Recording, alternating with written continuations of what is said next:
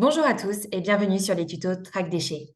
Aujourd'hui, nous allons voir comment créer et signer un bordereau de suivi de déchets amiantes sur la plateforme Track Déchets. Tout d'abord, nous verrons comment créer un BSDA et ensuite comment signer un BSDA, c'est-à-dire par le producteur, l'entreprise de travaux, le transporteur, puis l'installation de destination. Voyons comment ça se passe sur Track Déchets. Première étape, je me connecte sur mon compte Track Déchets et je sélectionne l'établissement avec lequel je souhaite créer un BSDA. Donc ici, je vais sélectionner mon producteur de déchets. Pour créer un BSDA, deux possibilités. Soit vous dupliquez un bordereau existant en cliquant sur les trois petits points, puis dupliquer le bordereau. Donc ici, je retrouve mon nouveau bordereau avec le statut de brouillon. Ou alors, je clique sur Créer un bordereau, puis bordereau amiante. Pour créer un BSDA, différentes étapes. Tout d'abord, je sélectionne le type de bordereau, puis je renseigne les informations relatives à l'émetteur du déchet. Je renseigne également le détail du déchet, puis l'entreprise de travaux, le transporteur et enfin l'installation de destination. Donc ici, j'édite un BSDA pour la collecte d'amiante sur un chantier. Je clique sur Suivant et je vais pouvoir renseigner les informations relatives à l'émetteur. Si jamais le MOA ou le détenteur est un particulier, vous avez la possibilité de le spécifier en cliquant sur cette coche et vous devrez renseigner le nom et prénom, l'adresse du particulier. Le téléphone et l'adresse mail sont en option. Vous pourrez également ajouter une adresse de chantier ou de collecte. Pour cet exemple, nous allons sélectionner une entreprise. Donc ici, mon établissement a bien été sélectionné. Je vois grâce au logo Télévert qu'il est bien inscrit sur Track Déchets. Les informations de contact ont été automatiquement renseignées. Pour rappel, pour que vos informations de contact soient renseignées automatiquement lors de la création d'un bordereau, vous devez les enregistrer au préalable dans l'onglet Mon compte, Établissement, Contact. Vous pouvez également ajouter donc une adresse de chantier. Pour cet exemple, nous n'utiliserons pas cette option et je clique sur Suivant. Je vais maintenant pouvoir renseigner le détail du déchet. Je sélectionne tout d'abord le code déchet, le code famille qui est désormais obligatoire. Je renseigne le nom du matériau. Je renseigne ensuite la mention au titre des règlements ADR. Si jamais vous n'êtes pas soumis au règlement ADR, vous pouvez juste renseigner la mention non soumis dans le champ juste ici. Donc je renseigne mon ADR et j'ai la possibilité ici de spécifier si le déchet contient des polluants organiques persistants. Je peux ensuite sélectionner mon conditionnement. Donc je clique sur Ajouter un conditionnement. Je sélectionne le type de conditionnement ainsi que le nombre de colis. Vous pouvez spécifier la consistance de votre déchet, renseigner ensuite la quantité.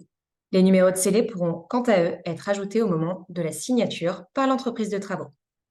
Je clique ensuite sur Suivant. Je renseigne désormais les informations relatives à l'entreprise de travaux. Si jamais il n'y a pas d'entreprise de travaux, vous pouvez également le mentionner en cliquant juste ici. Il n'y a pas d'entreprise de travaux et vous pourrez directement passer à l'onglet Transporteur. Donc, je renseigne le numéro de SIRET de l'entreprise de travaux.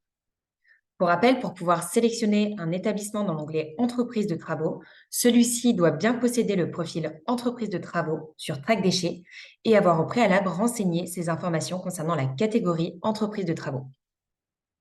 Donc ici, mes informations de contact ont bien été renseignées et j'ai bien mes informations concernant la catégorie amiante. Je clique ensuite sur Suivant. Je vais maintenant renseigner le transporteur de mon déchet. Donc ici, mon établissement est bien inscrit et possède bien le profil transporteur. Et ces informations concernant son récépissé de transport ont également bien été renseignées dans son compte. Si jamais le transporteur est exempté de récépissé, vous avez la possibilité de le spécifier en cliquant sur « Le transporteur déclare être exempté de récépissé, conformément aux dispositions de l'article R541-50 du Code de l'environnement ». Vous pourrez ensuite renseigner les détails du transport. L'immatriculation et la date de prise en charge ne sont pas obligatoires et pourront être renseignés au moment de signer l'enlèvement du déchet par le transporteur. Cliquez ensuite sur Suivant et je termine par l'installation de destination. Donc ici, mon installation de traitement a bien été sélectionnée. Je renseigne le numéro CAP, l'opération d'élimination ou de valorisation prévue, Et vous avez également la possibilité d'ajouter un intermédiaire, donc soit un courtier, soit un autre type d'intermédiaire. Pour finaliser la création de votre BSDA, veuillez ensuite cliquer sur Créer. Mon bordereau brouillon a bien été créé et je peux le retrouver dans l'onglet Tous les bordereaux ou brouillons de mon tableau de bord Track déchets. Prochaine étape, publier le BSDA. Donc une fois que vous avez vérifié toutes les informations de votre bordereau, vous pouvez publier le BSDA. Pour rappel, tout acteur visé sur le bordereau peut publier le BSDA. Cliquez donc sur Publier le bordereau. Cette action aura pour effet de démarrer le cycle de vie du bordereau en le faisant apparaître dans l'onglet Pour action du tableau de bord de l'émetteur. Le bordereau pourra toujours être modifié ou supprimé tant qu'aucune signature n'a été apposée. Cliquez à nouveau sur Publier le bordereau. Le bordereau a bien été publié et je vais maintenant pouvoir débuter le cycle de signature du BSDA. Pour rappel, les étapes de signature sont les suivantes. Tout d'abord, la signature de l'émetteur du déchet, puis de l'entreprise de travaux. C'est ensuite au tour du transporteur de signer l'enlèvement du bordereau. Et enfin, réception et traitement par l'installation de destination. Donc en tant que producteur, je vais me rendre dans l'onglet Pour action. Mon bordereau se trouve juste ici et je vais pouvoir cliquer sur Signer le bordereau. J'ai la possibilité ici de vérifier les informations concernant mon déchet, mais également concernant les autres acteurs visés sur le bordereau, et je renseigne le nom du signataire.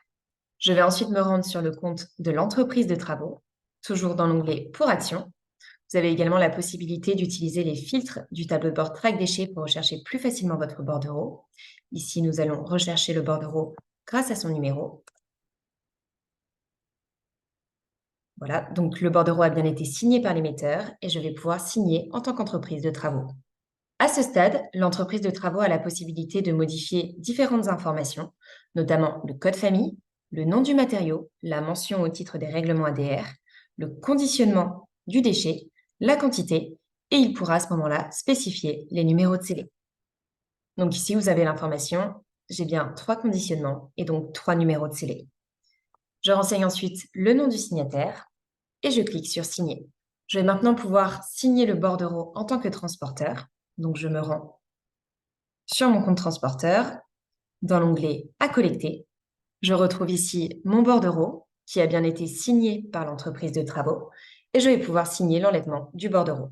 Donc ici, le transporteur peut modifier le mode de transport, ajouter son immatriculation, renseigner la date de prise en charge du déchet et enfin, ajouter le nom du signataire. Et je clique sur Signer l'enlèvement. Dernière étape de signature, l'installation de traitement. Donc je me rends sur mon exutoire, toujours dans l'onglet Pour action pour effectuer du coup une signature. Je retrouve mon bordereau qui a bien été signé par le transporteur et je vais enfin pouvoir valider le traitement de mon bordereau. Ici, je renseigne la date de réception. Je spécifie si le lot est accepté en totalité, refusé ou partiellement refusé. Je renseigne également la quantité présentée en tonnes. Donc à ce stade, vous avez la possibilité de modifier la quantité qui avait été indiquée initialement lors de la création du bordereau. Renseignez ensuite la date de l'opération, puis l'opération d'élimination ou de valorisation effectuée. Cette information peut également être modifiée. Donc ici, il était prévu R5, nous pouvons mettre D5 par exemple. Ici, il n'y a qu'un mode de traitement qui est automatiquement sélectionné, donc l'élimination. Vous pouvez également renseigner la description de l'opération, ce champ est optionnel. Et enfin, renseigner le nom et prénom du signataire. Et enfin, je clique sur Signer le bordereau. Mon bordereau a bien été signé par l'ensemble des acteurs visés sur le BSDA. Une fois traité par l'installation de destination, il bascule alors automatiquement dans l'onglet Archives avec le statut Traité, et ce pour tous les établissements visés sur le bordereau. À ce stade, vous avez la possibilité d'accéder à l'aperçu du bordereau, où vous y trouverez les différentes informations relatives aux déchets, mais également aux différents acteurs. Et vous avez également la possibilité de dupliquer votre bordereau ou de télécharger le récépissé PDF.